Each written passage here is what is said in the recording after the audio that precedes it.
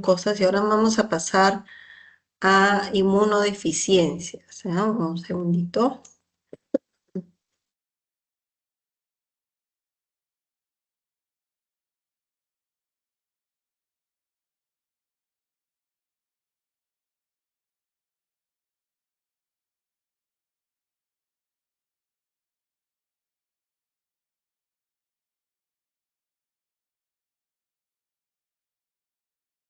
Ya me dan un minutito para tomar agua para poder hablar por la tos que tengo, chicos. Ya, un segundito, un minutito.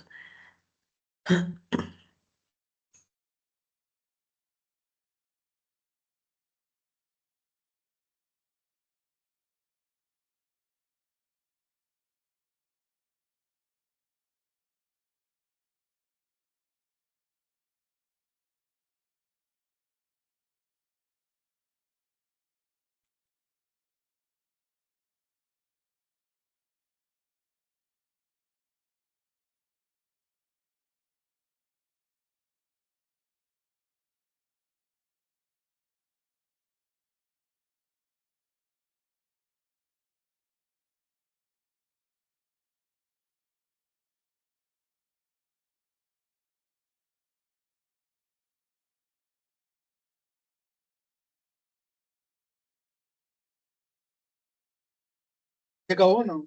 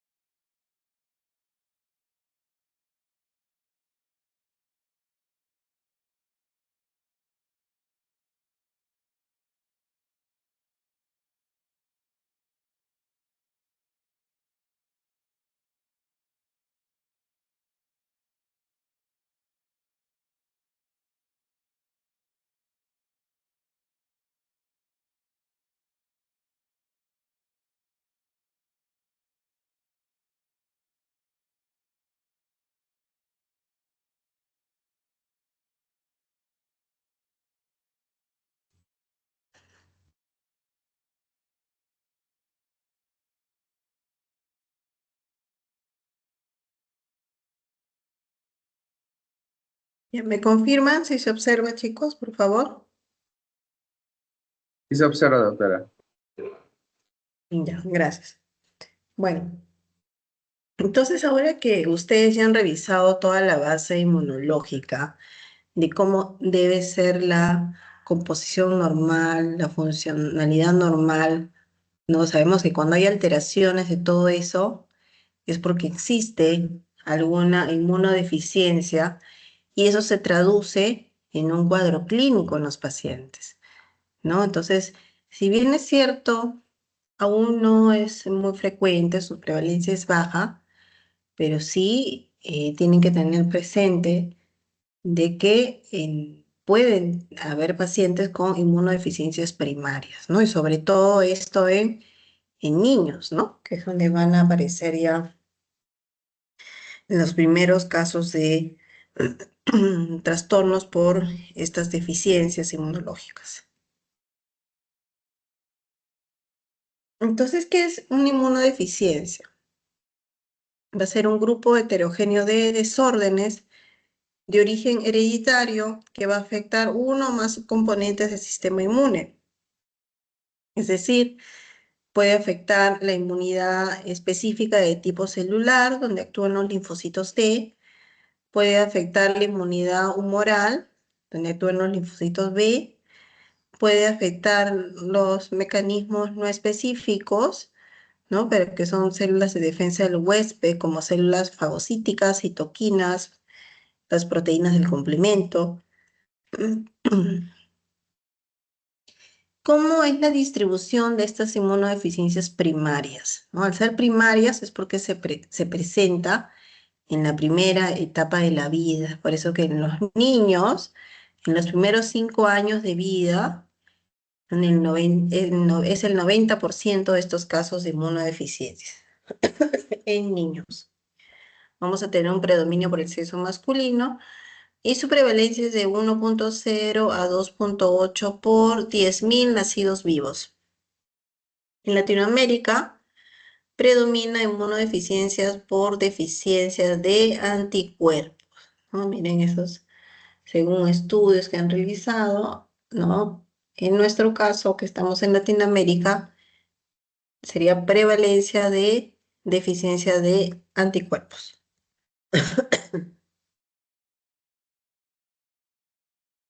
Entonces, de estas inmunodeficiencias primarias, el 58% es por déficit de anticuerpos, que es la inmunidad humoral, el 18% por déficit inmunodeficiencia celular, ¿no? De las células T o las natural killer, el 14% por disfunción de células fagocíticas y el resto corresponde a complemento, ¿no? Estas inmunodeficiencias generalmente son recesivas ligadas al cromosoma X.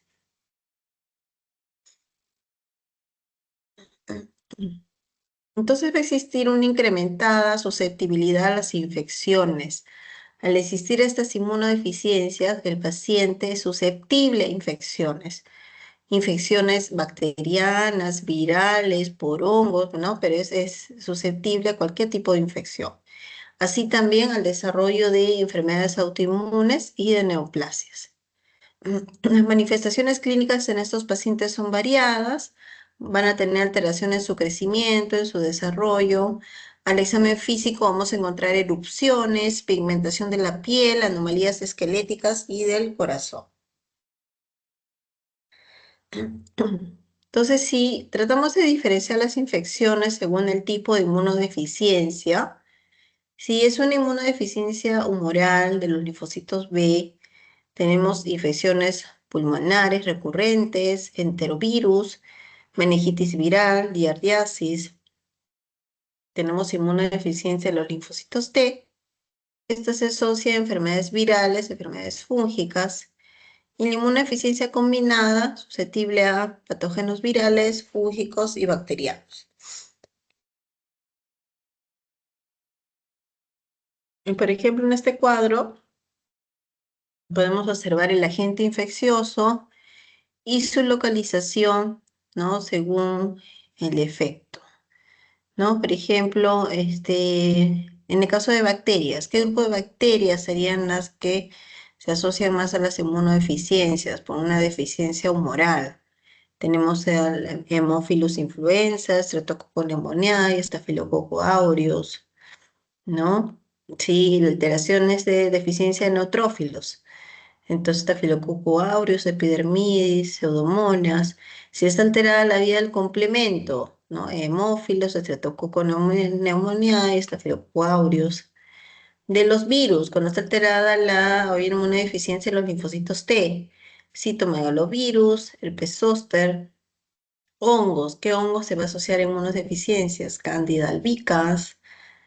¿Qué microorganismo intracelular? Micobacterias.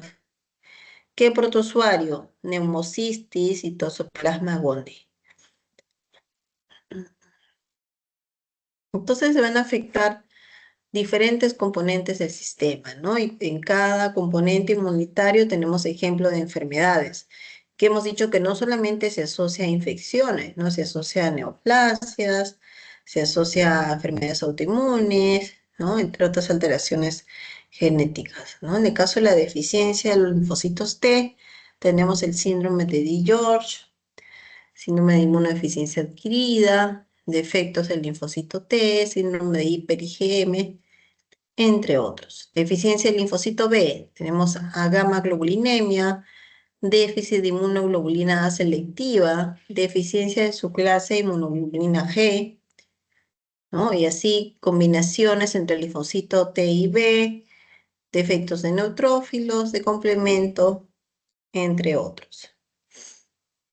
Entonces la OMS nos ha dado una clasificación de las inmunodeficiencias primarias, donde las divide en 8. En primer lugar, el defecto congénito del número y función de fagocitos de las células del sistema inmune. Número 2, déficit congénito del sistema de complemento. Número 3, inmunodeficiencia combinada. 4, déficit de anticuerpos de células B. 5, déficit de células T. 6, inmunodeficiencia combinada. 7, inmunodeficiencia asociada a otras enfermedades congénitas o hereditarias. 8, inmunodeficiencia transitoria al recién nacido. Entonces, de esa manera la clasifica la OMS. Y también para que tengan la información de que además de las primarias, tenemos las inmunodeficiencias secundarias, pues, ¿no? Y esas sí son más frecuentes. ¿Por qué?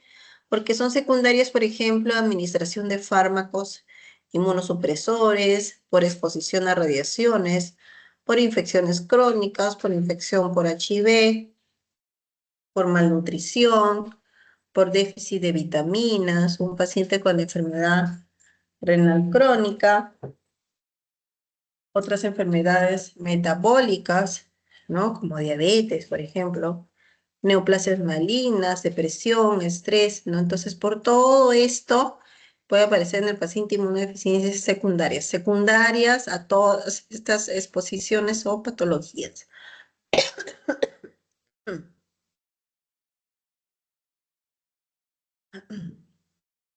Acá un cuadro que nos muestra los signos de alerta, ¿no?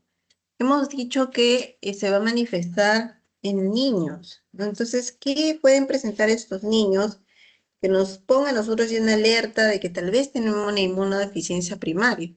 Por ejemplo, número 1, empezando a la parte superior izquierda, un niño que presente 4 o más infecciones de oídos en el año, ¿no? Rarísimo.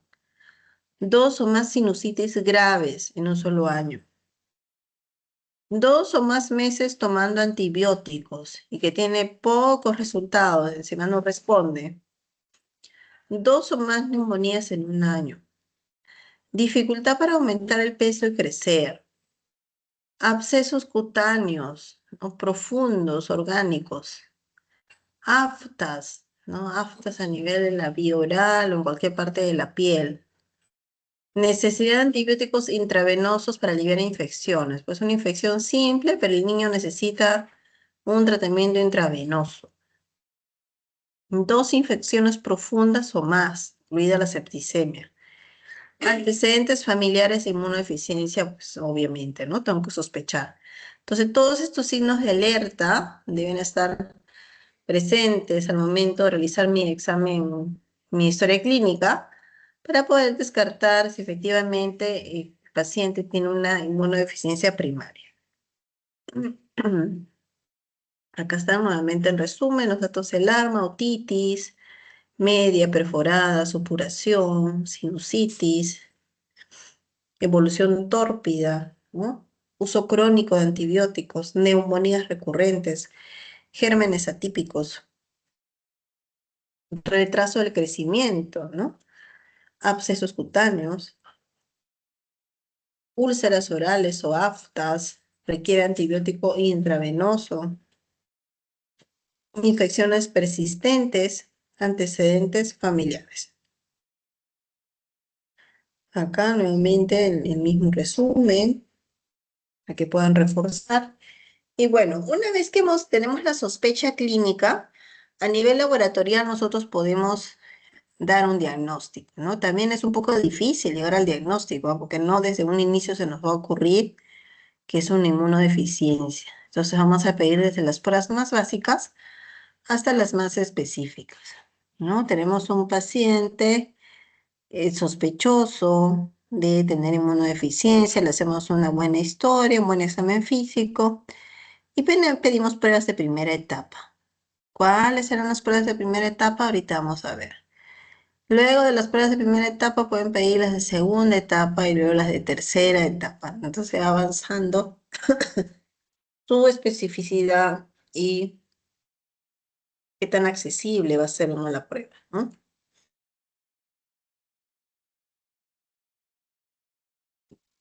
Entonces en este cuadro podemos observar las pruebas de la primera etapa que sería el hemograma y los niveles de inmunoglobulinas, ¿no?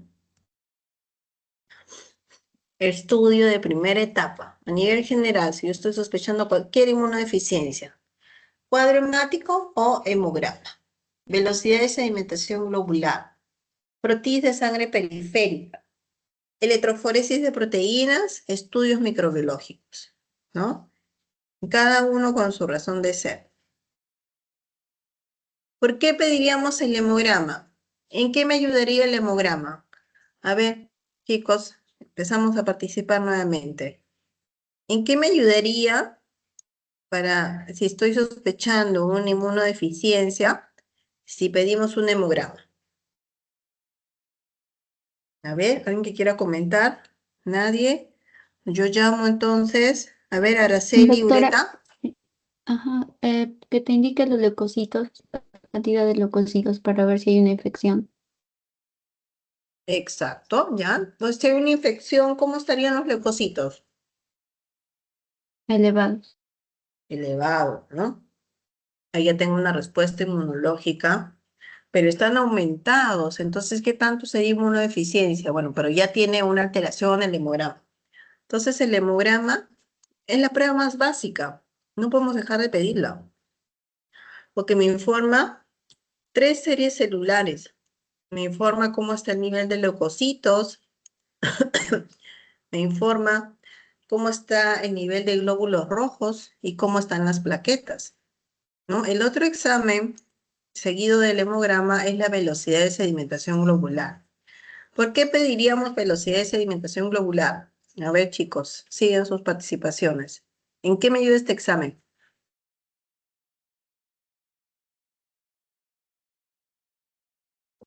¿Para qué me serviría la velocidad de sedimentación globular?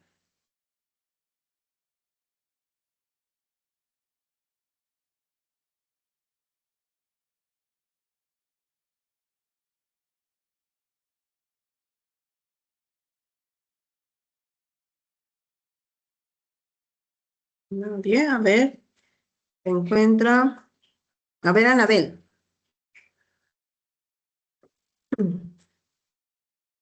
Anabel, ¿para qué nos serviría? A ver, iba a participar Anabel y ya no la veo.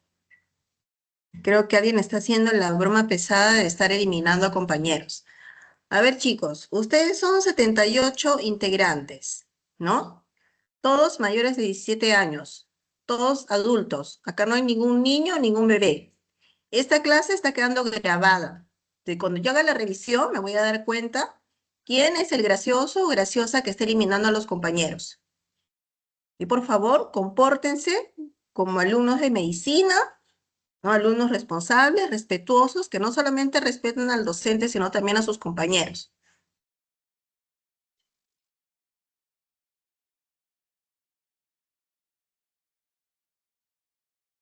A ver, iba a participar Anabel.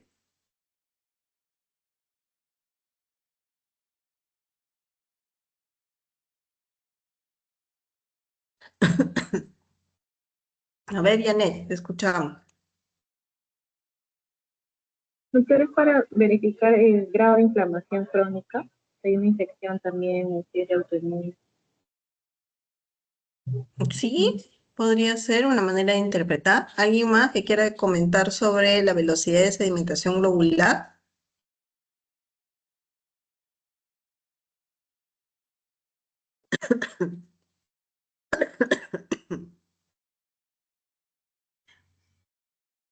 A ver, Anabel. Sí, doctora, disculpe. Lo que pasa es que la primera vez me han botado de la reunión y no pude hablar. Sí, ya comenté ya de los alumnos graciosos que están haciendo eso. A ver, Anabel, te escuchamos. Bueno, doctora, creo que también podría darnos un indicio, pues, ¿no? Si hay quizás inflamación, quizás si hay infección, o como usted lo mencionó, pues, ¿no? Enfermedades autoinmunes, o quizás si hay algún tipo quién sabe, pues, ¿no? Enfermedad oncológica. Mm, Pero ¿cómo encontraríamos esa velocidad de sedimentación? ¿Aumentada o disminuida? Creo que ha aumentado, doctora. Aumentado, ¿no? Correcto. Entonces la velocidad de sedimentación globular es un reactante de fase aguda, chicos. Después vamos a ver seguramente en el desarrollo de la asignatura los reactantes de fase aguda, ¿no? Y esta prueba nos permite poder evaluar si hay una respuesta por algún proceso agudo, inflamatorio, infeccioso, neoplásico, de inmunodeficiencia. Es un examen general, ¿no? Que me indica si hay un proceso agudo, hay una respuesta. Como otra prueba tenemos el frotis de sangre periférica. ¿En qué me serviría el frotis de sangre periférica? A ver, ¿alguien quiere comentar?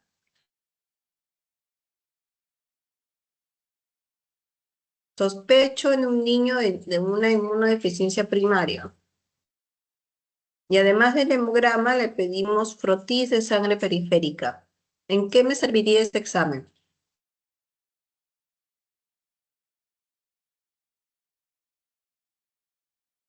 Doctora, si hay algún parásito adicional o anemia, leucemia del paciente. Ya, Doctora, también sí, podríamos, eh, ¿me escucha? sí, te escucho. Ok. Como estaba comentando mi compañero en el frontis, podríamos detectar lo que vendrían a ser las anemias, también leucemias o linfomas que podríamos ver en los casos del paciente, y en el caso del menor podríamos ver lo que vendría a ser infecciones, por ejemplo, como el de la malaria o bacterias intracelulares, o también podemos ver alteraciones plaquetarias en la frotis. Ya, correcto. Ana Cerrate. Y doctora, buenas noches. En sí, creo que el frotis en sangre periférica sería de ayuda para ver la forma, ¿no? La forma, la morfología de los linfocitos, neutrófilos, ¿no? Si estos son atípicos o si hay alguna morfología anómala. Ya, correcto. Y por último, Solange. Solange, ahorita levantar la mano. Solange Rojas.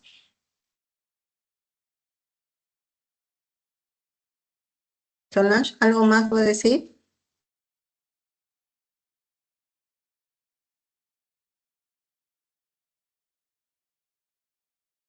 ¿No? Ya, entonces bajamos la manito, Solange. Ya, entonces, como les estaba comentando, en el caso de el frotis de sangre periférica, este es un examen donde me va a reportar el analista todas las características morfológicas y si hay alteraciones, las va a reportar, ¿no? Alteraciones de la serie roja, la serie blanca o las plaquetas, ¿no? En la serie roja me podrá decir si hay anemia, ¿no? Si hay una malaria, como decían, sí, porque en los hematíes, entre los hematíes va a ser los cambios por la malaria y va a ser también el hemoparásito. Si hay infección, pues estarán los leucocitos elevados, encontraré aumento de bastonados, encontraré granulaciones tóxicas, entre otras alteraciones. Las plaquetas las puedo encontrar aglomeradas por la infección, ¿no? O por una infección viral, las plaquetas van a estar disminuidas. Entonces son diferentes alteraciones que se pueden dar según el caso, ¿no? Y esto, ¿debido a qué? Debido a la inmunodeficiencia que tenga el paciente, ¿no? Recordemos que si hay inmunodeficiencia humoral de tipo B, hay más asociación con infecciones bacterianas. Si hay inmunodeficiencia de tipo T, de células T, hay más asociación de infecciones virales o parasitarias, ¿no? Además del frotis de sangre periférica, podemos pedir electroforesis de proteínas. ¿Y esto para qué? Para ver la hipogamaglobulinemia, ¿no? Porque esto me va a medir la concentración de cada una de las proteínas y voy a poder evaluar si hay disminución de las inmunoglobulinas, ¿no? Hipogamaglobulinemia o agamaglobulinemia, como están totalmente ausentes. Y finalmente, dentro del estudio de primera etapa, pueden pedir cultivos, estudios microbiológicos o cultivos. Y acá, ¿por qué pediríamos cultivos? ¿De qué me servirían los cultivos? A ver, alguien que no haya participado, ¿no? Alguien que no haya participado y quiera levantar su manito, ¿para qué pediríamos estudios microbiológicos? ¿Alguna idea? ¿Para qué Doctora, ¿qué pediríamos dijo? en estos niños? A ver, perdón. ¿No le escuché, Carlos? Sí, doctora, se entrecortó, disculpe, no escuché bien. ¿Para qué pediríamos para los niños que dijo? ¿Para qué pediríamos estudios microbiológicos? Para ver si hay contaminación de algún parásito, microorganismo. Para parásitos. A ver qué dice Alex Harley. Sí, doctora. Más que todo es, como dice mi compañero, aparte de parásitos, también podemos ver la identificación de algunos microorganismos, ¿no? Mediante cultivos, de esa manera. Pero lo que se sabe es que los microorganismos no se pueden detectar fácilmente. En este caso, eh, hay otras pruebas, ¿no? Y en eso podemos detectar lo que son infecciones urinarias, infecciones respiratorias, también puede haber infección bacteriana, infecciones micóticas. Incluso está también, otro de ellos, también podemos detectar incluso lo que es la tuberculosis, ¿no? También, claro. Sí, Mm. muy bien, Alex. Sí. Según cómo estemos sospechando la infección, pediré el tipo de estudio microbiológico o cultivo, ¿no? Si es una infección bacteriana es otro tipo de cultivo, si es de hongos es otro tipo de procedimiento, ¿no? Si es de tuberculosis igual es otro tipo de estudio, otro tipo de tinciones, otro tipo de cultivo. Pero en general todos son estudios microbiológicos.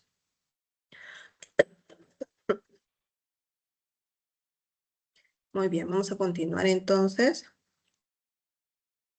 ¿Me confirma si se observa? Sí, doctora, sí se ve. Ya. Entonces acá hay una imagen, gracias. Acá hay una imagen de electroforesis de proteínas, ¿no? Hemos dicho, ¿para qué pide el clínico proteínas o electroforesis? Porque necesitamos ver si están disminuidas las globulinas o si están, o si están totalmente ausentes, ¿no? Acá, por ejemplo, en el caso de la derecha dice gamma globulina ausente. Miren ustedes, tiene sus diferentes fracciones. Proteína total, alfa 1, alfa 2, beta, y la gamma globulina está en 0.0, ausente. En la imagen de la izquierda, gamma globulina baja, ¿no? Porque tiene una concentración de 9.7% cuando su rango es de 12 a 23, ¿no? Entonces está por debajo de 12, su concentración es baja, ¿no? Entonces ya me muestra una inmunodeficiencia, una disminución en la concentración de las gamma globulinas. Para eso me sirve esa electroforesis. Muy bien, entonces después de que hemos realizado el estudio general primario, que es la primera etapa donde veo como de manera panorámica cuál podría ser su deficiencia, después empiezo a pedir exámenes más dirigidos, más específicos. Entonces, para el caso de la inmunodeficiencia de los linfocitos B, vamos a pedir las pruebas de segunda etapa, ¿no? Empezamos por la cuantificación de inmunoglobulinas y seguimos con la medición de subclases de inmunoglobulinas. En el caso de la cuantificación, puedo pedir dosaje de IgG, IgM, IgA por método de turbidimetría, dosaje de inmunoglobulina E por método de ELISA. Puedo pedir medición de subclases de IgG, como es IgG de tipo 1, 2, 3 y 4. Voy a encontrar alteración de la IgG2 como una respuesta defectuosa a los polisacáridos de las bacterias encapsuladas. Por ejemplo, cuando está presente la infección por Streptococcus pneumoniae, Neisseria, Haemophilus, ¿no? Ahí tengo alteración de la IgG2. Acá un cuadro de 3 pacientes, donde puedo ver en el paciente 1 como hay deficiencia de la subclase de IgG1, ¿no? Donde está su rango en 45, valor en 45% del rango de 230 a 620. Paciente 2, ¿no? Donde hay deficiencia de la IgG total, que está en 185, que tiene rango entre 400 y 1100. Paciente 3, ¿no? Que tiene una IgA menor de 2.0. Entonces, los 3 pacientes son diferentes tipos de inmunodeficiencia, ¿no? En el caso de que tenga déficit de la IgG1, acá, esta subclase tiene reactividad específicamente para los virus y toxinas. En el caso de la IgG2, reactividad para las bacterias.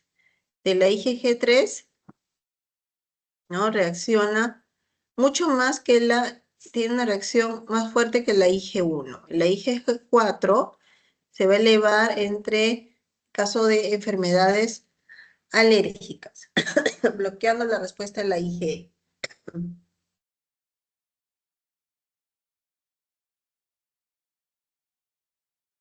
Hemos mencionado que existe un síndrome de hiper-IgM, ¿no? Esta es una inmunodeficiencia congénita ligada al cromosoma X que afecta a hombres, donde la IgG y la IgA van a estar bajos con un IgM muy alto, ¿no? Entonces, por eso es hiper-IgM. Y se va a asociar a neutropenias, ¿no? Esa deficiencia. El paciente va a tener neumonía, sea por neumocistis, por el Cryptosporidium, todos en los primeros meses de vida. ¿Y qué pasa acá? El ligando CD40 es una proteína de membrana que expresa los linfocitos TCD4. Entonces, las moléculas CD40 que el linfocito T expresa en su superficie se va a unir al receptor CD40 del linfocito B. En circunstancias normales, esta unión induce una señal para que el linfocito B deje de producir IgM y para que se produzca inmunoglobulinas IgG y IgA en circunstancias normales. Pero en estos pacientes que tienen sus inmunodeficiencias, entonces el efecto sería al revés, ¿no? Por eso que tenemos un síndrome de hiper-IgM. Como otra prueba de segunda etapa de linfocitos B, tenemos la producción de anticuerpos específicos, ¿no? Por ejemplo, podemos medir anticuerpos frente a vacunación con bacterias, ¿no? Como que si me puse vacuna para estreptococo o hemófilus, puedo medir mi respuesta a la vacuna con los anticuerpos. Se puede realizar una cuantificación de los linfocitos B por citometría de flujo. Para eso se miden sus moléculas que están en la superficie. La CD19, CD20, el HLA. Podemos medir las células, evaluar si hay células B inmaduras midiendo sus moléculas de superficie de CD10. Como pruebas de tercera etapa, los linfocitos B, que ya son mucho más específicas, tenemos los linfocitos B activados con antígenos, ¿no? Esto se mide por RIA, por ELISA, la detección de proteínas, ¿no? Por Western blot, medimos la BTK, la NEMO, BLNK, estas proteínas que me ayudan a ver si hay maduración y proliferación de los linfocitos B, y este análisis de DNA, ¿no? Con metodología de PCR, o sea, reacción en cadena de polimerasa, que me permita ver si hay presencia de mutaciones. Esto es con respecto a los linfocitos B. Con respecto a los linfocitos T, inmunodeficiencias de linfocitos T, las pruebas de segunda etapa serían una prueba cutánea de hipersensibilidad tardía, ¿no? Acá tenemos la correlación in vivo de la respuesta inmune celular. ¿Y cómo se hace esto? Evaluando la respuesta, ¿no? Ante una inoculación intercutánea en el antebrazo, ¿no? Por ejemplo, de antígeno PBD, que es el derivado proteico purificado del Mycobacterium tuberculosis, ¿no? Entonces vamos a evaluar la respuesta a esta inoculación. Vamos a ver si es inmunocompetente y la prueba es positiva, o hay inmunodeficiencia de células T y la prueba es negativa, ¿no? Es una prueba, se puede decir que es sencilla, se inyecta el derivado proteico purificado, se ve la reacción, ¿no? Tiene que formarse una pápula, se observa esta reacción para ver si es mayor o igual a 5 milímetros, controlando la induración a las 24, 48 y 72 horas. Entonces, esta prueba cutánea, test cutáneo, test de Mantoux, entonces, como hemos visto, se inyecta el derivado proteico del bacilo. 0.1 mililitros se inyecta vía intracutánea. Luego se empieza a hacer la lectura, la formación de la pápula en las 48, 72 horas, midiendo el diámetro de induración en mililitros.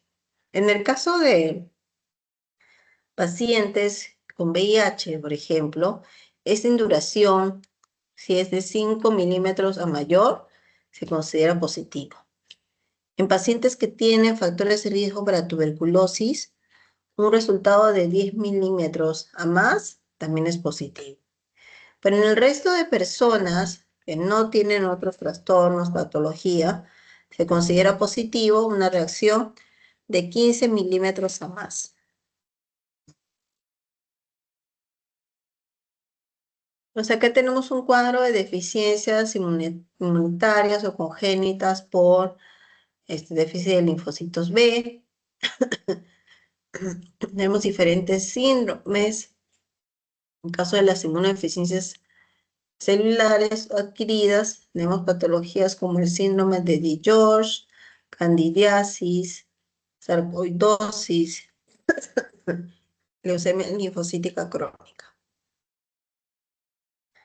Existe un trastorno que es de la ataxia telangiectasia, ¿no? Que es un síndrome complejo de anormalidades inmunológicas. No solo inmunológicas, va a tener anormalidades endocrinas, hepáticas y cutáneas. Entonces acá el ATM, el gen ATM o gen ataxia, ¿no? Va a tener una mutación, ¿no? Y por lo tanto es que el paciente tiene esa alteración de ataxia telangiectasia. Hay una mayor predisposición a infecciones pulmonares, en senos paranasales, por deficiencia de la inmunoglobulina A en el 70% de los casos, o por deficiencia de inmunoglobulina E en el 80% de los casos. Va a haber alta incidencia de neoplasias, ataxia cerebral, cerebelar, progresiva, marcha defectuosa, entre otros. ¿No? En el caso de la ataxia cerebelar progresiva, va a tener el paciente una marcha defectuosa de 2 a 8 años, ¿no? Vamos a encontrar también telangiectasias cerebelares. Otra de las patologías por estas deficiencias de linfocitos T es el síndrome de DiGeorge, ¿no? El paciente va a tener un desarrollo alterado, con ausencia del timo, elección del cromosoma 22, ¿no? Alteraciones cardíacas, asis anormal, hipoplasia, paladar hendido, hipocalcemia. Este síndrome, este trastorno se asocia al consumo de alcohol y a la diabetes materna, ¿no? Acá tenemos un paciente con tetania, con falla cardíaca neonatal, ¿no? 20% recuento o linfocitos T va a estar disminuida. Otra de las pruebas de segunda etapa es el recuento de los linfocitos T, CD4, CD8, y esto se hace por citometría de flujo. Cada vez las pruebas son más accesibles y se cuenta con los equipos especiales para hacer los recuentos de estos linfocitos T, ¿no? Tenemos dos subgrupos, los TH, que está en la superficie, la molécula es la CD4, y los T citotóxicos, que la molécula es la CD8. Como otras pruebas de segunda etapa, tenemos el recuento de otras moléculas de la superficie de linfocitos T, como moléculas de adhesión, que son caderina, integrina, selectina, proteoglicano, medición del receptor para el antígeno de células T, moléculas del complejo mayor de histocompatibilidad, receptores tipo TOL, entre otros. Estudio de citotoxicidad de los linfocitos CD8 y células natural killer, ¿no? Todo como pruebas de segunda etapa. Y como pruebas de tercera etapa, la linfoproliferación en cultivo, ¿no? Se va a ver la habilidad de los linfocitos de proliferar en respuesta a mitógenos como la fitohemaglutinina, la cuantificación de la producción de citoquinas, para eso se cultiva células monoclonales de sangre periférica, y estas citoquinas van a ser medidas en el sobrenadante del cultivo. Todo por técnicas de ELISA y citometría de flujo. Como otras pruebas de tercera etapa, determinación de las proteínas SAP, ¿no? Tenemos la SAP70, que se expresa en los linfocitos T, la JAK3, ¿no? Las proteínas SAP70 y JAK3 se encuentran alteradas en una inmunodeficiencia combinada severa. Todos estos exámenes especiales se hacen por metodología de Western blot. También vamos a tener deficiencia de células fagocíticas, ¿no? Acá en las células fagocíticas tenemos a los neutrófilos, monocitos y macrófagos. Tenemos estudios como valorar la integridad del mecanismo microbicida. Para eso se usa un colorante que es el nitroazul de tetrasolio y se hace en una placa o por citometría de flujo. Tenemos la cuantificación de radicales libres, que puede ser por espectrofotometría o citometría de flujo. La determinación de enzimas implicadas en la síntesis de agentes antioxidantes, la evaluación de la capacidad fagocítica y la destrucción intracelular. Así también, otra prueba diagnóstica es evaluar la capacidad migratoria de la célula frente a un agente específico, determinar la expresión de moléculas de adhesión, como son la CD8 y la CD11. ¿No? Acá una imagen donde podemos ver las células de adhesión como la selectina, ¿no? La integrina, todas participan en el caso de un proceso inflamatorio para la interacción del leucocito endotelio. Tenemos los defectos en la movilidad celular, como los pacientes con síndrome de Chapman. El paciente va a tener leucopenia, aplasia, insuficiencia pancreática, ictiosis, 25% de probabilidades de leucemia. En los estudios de laboratorio vamos a pedir citometría de flujo para investigar el CD18 o las integrinas y análisis genéticos. Para ver los defectos en la actividad microbicida, ¿no? Que estos se piden en algunas enfermedades como en la granulomatosa crónica, déficit de mieloperoxidasa, déficit de glucosa 6, fosfato, déficit del receptor interferón gamma, interleuquina 12. Vamos a evaluar entonces los gránulos azurófilos secundarios y terciarios. Los azurófilos que contienen mieloperoxidasa, factores bactericidas, hidrolasas y proteasas. Los secundarios van a ser más grandes y contienen lisozima, colagenasa, gelatinasa, lactoferrina. Los terciarios que contienen gelatinasa y captepecinas, así como glicoproteínas. Entonces se fusionan con las vacuolas fagocíticas que contienen el material ingerido. Entonces las bacterias no solo se destruyen por acción de las enzimas, sino también por formación de especies reactivas de oxígeno, que es el ROS, ¿no? Y especies reactivas de nitrógeno, que es el NOS. Todo dentro de los fagosomas de los neutrófilos. Les había mencionado también de la prueba de NBT o de la prueba de nitroazul de tetrasolio, ¿no? Este es de color amarillo claro, soluble en el agua, que bajo la acción enzimática se va a convertir en formazán y va a precipitar a un color azul. Entonces, en un medio soluble que contiene el azul de tetrasolio se agregan las partículas que inducen la fagocitosis y los neutrófilos aislados del paciente se incuban 1 hora a 37 grados y se observa el microscopio para ver la fagocitosis y la formación del formazán. Entonces, así es más o menos lo que se observa, ¿no? El examen de nitroazul de tetrasolio. Aspecto de una muestra negativa, no reductora del nitroazul de tetrasolio formazán. Y las inmunodeficiencias de las células del complemento, ¿no? Acá tenemos diferentes pruebas diagnósticas como mecanismos para medir las 40 glicoproteínas, ¿no? De la cascada, para ver si hay defectos heterocigotos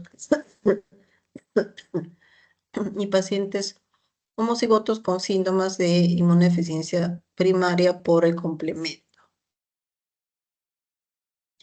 ¿Qué pruebas de laboratorio pueden pedir? Cuantificación de complementos de 13-4, deficiencia de un inhibidor C1, marcador de CD59 y la técnica de complemento hemolítico 50, ¿no? Que son proteínas para ver la vía clásica. Acá algunos efectos que se pueden observar, ¿no? Cuando hay defecto del complemento C1, ¿no? Desde complementos C1, C4, C2, tenemos pacientes con infecciones tipo piógenas, ¿no? Déficit de C5, C6, C7, C8 y C9, infecciones por neiserias, depósito de inmunocomplejos, déficit de factor B, infecciones por Neisseria, déficit de factor D, igual, déficit de properdina, infecciones por Neisseria. Acá tenemos un cuadro resumen, ¿no? Que es nuestro cuadro final, donde vemos la anormalidad según deficiencia del linfocito B, T, fagocitos o complemento. ¿Cuáles serían los sitios afectados? ¿No? ¿Qué vamos a encontrar clínicamente de enfermedades? ¿No? Y también otro donde vamos a ver qué pruebas deben pedir. Entonces, si hay deficiencia de anticuerpos, voy a pedir dosaje de inmunoglobulinas de las subclases de IgG, subclases de IgA. Acá tengo los valores referenciales.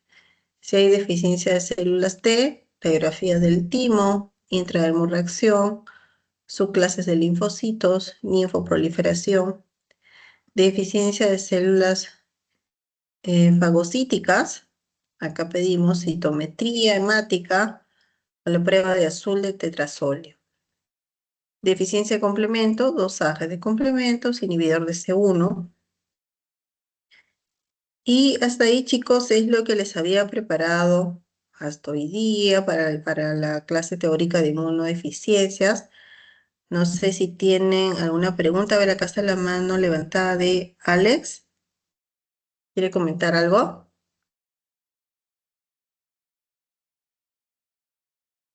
No, no, doctora, sí, se me quedó la manito levantada. Ujú.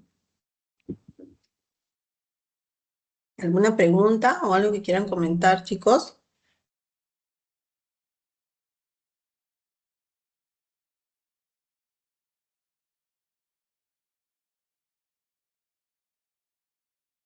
Ya, entonces, miren, a manera de resumen, tenemos las inmunodeficiencias primarias, ¿no? Una más prevalente que otra. Vamos a tener la sospecha clínica y seguido de esto vamos a pedir las pruebas laboratoriales de primera etapa, que es donde han intervenido todos ustedes, que son las más accesibles, las primeras que debemos pedir. Luego que ya nos orientamos hacia qué tipo de inmunodeficiencia puede ser, si es B, T, de células fagocíticas, de complemento, de cuál es la inmunodeficiencia, ya pasaré entonces a las células, a las pruebas de segunda etapa y tercera etapa, ¿no? Entonces que seguimos un flujo. Primero, las básicas generales, que son de primera etapa para todos, y luego las vamos dirigiendo a segunda, tercera etapa según la inmunodeficiencia que estemos sospechando, ¿ya? Muy bien, yo le voy a hacer llegar las clases teóricas a la delegada, ¿no? Y eso sería todo por el día de hoy. Les agradezco, chicos, por su participación. Que tengan buenas noches. Gracias, hasta luego. Muchas gracias, doctora. Buenas noches. Hasta luego, Gracias, doctora. Buenas noches, doctora. doctora. Gracias. Muchas gracias, doctora. Gracias, doctora.